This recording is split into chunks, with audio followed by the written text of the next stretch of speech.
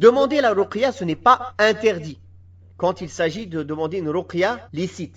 Mais il est préférable de ne pas le faire pour faire partie de ces gens-là. Parce que le cœur s'attache à la personne qui fait ruqya. Et subhanallah, cela peut arriver même jusqu'au shirk. Des personnes qui croient que le raqi, c'est lui qui guérit. C'est lui qui peut guérir ou sortir le djinn ou la sorcellerie. Alors que la ruqya n'est qu'une invocation en réalité. C'est le fait d'intercéder auprès d'Allah par le Coran et par les différentes invocations et évocations qui ont été rapportées du prophète alayhi salatu wassalam. Rien d'autre.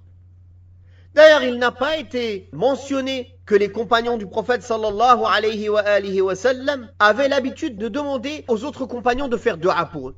Bien que ce soit permis.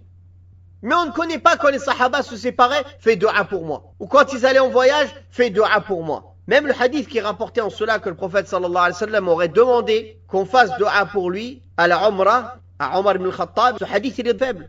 Comme l'a stipulé l'imam al-Albani rahimahullah. Et Cheikh l'Islam ibn Taymiyyah rahimahullah a parlé de ce sujet longuement. Et que les sahaba et que les pieux prédécesseurs ne demandaient pas dua aux autres, ils faisaient dua eux-mêmes. Ils ne demandaient pas ruqya aux autres, ils se faisaient ruqya eux-mêmes. Comme Allah Ta'ala dit, Amman yujibul muttarra idha da'ahu wa yakshifu as-su'. Qui répond donc à l'acculé quand il l'invoque et qui dissipe le mal? C'est Allah. Donc celui qui est acculé, celui qui est malade, celui qui est ensorcelé, celui qui est touché, celui qui est dans le souci, sa dua à lui, elle est prioritaire parce qu'il est acculé. Même le mécréant, quand il est acculé, Allah il accepte ses duas. Comme il est venu dans les versets que quand ils sont dans la mer et que les vagues les frappent et qu'ils invoquent Allah sincèrement, sans lui donner d'associés, Allah répond à leurs invocations. Mais quand ils reviennent sur terre, il lui donne des associés. De même qu'Allah répond à l'invocation de l'opprimé, même si c'est un mécréant. Pourquoi? Parce qu'il est acculé, il est dans la nécessité. Donc, il faut attacher son cœur à Allah, placer sa confiance totale en Allah. La Fatiha seule, elle suffit pour se faire ruqya. Comme a fait Abu Sa'id al-Khudri, il a fait ruqya à quelqu'un avec la Fatiha. On a rapporté un enregistrement du Cheikh Ibn Baz, rahimahullah, où il fait ruqya à quelqu'un. La ruqya, elle dure 5 minutes. Il souffle et il récite la Fatiha et il fait les duas du prophète sallallahu alayhi wa sallam pour la guérison et c'est fini. Rien d'autre. 5 minutes. Et aujourd'hui, on nous parle de centre de ruqya. On a entendu un égaré dernièrement qui fait ruqya en français, il ne sait même pas lire le Coran. Les gens, ils l'appellent de partout pour aller faire ruqya. Un aveugle qui va expliquer aux gens le chemin. Allahu Akbar. Les conditions pour qu'une ruqya soit permise sont premièrement que ce soit dans une langue claire dont les sens sont compris. Les savants ont divergé. Certains ont dit qu'elle ne peut être qu'en langue arabe. Il n'est pas permis dans une autre langue. Cheikh Ibn Baz et d'autres savants, même anciennement, ils ont dit peu importe, même si c'est dans une autre langue, tant que la personne elle fait des invocations correctes, mais ça doit être dans une langue comprise. Il ne doit pas dire des paroles incompréhensibles, cachées, bizarres, comme on entend chez les sorciers qui invoquent les djinns en dehors d'Allah, qui lisent quelques versets du Coran et après on l'entend chuchoter des paroles bizarres.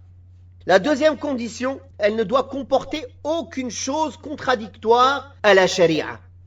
Que ce soit dans les croyances, dans les paroles, dans les mots utilisés, dans tout ce qu'on a à faire. Comme certains aujourd'hui, ils se permettent pour un oui, pour un non, de toucher des femmes étrangères à eux, sous prétexte de ruqya. De venir d'utiliser des ustensiles bizarres, d'électrocuter les gens, de leur monter dessus, de leur sauter dessus, jusqu'à qu'il y en a, on a connu, ils sont morts comme ça.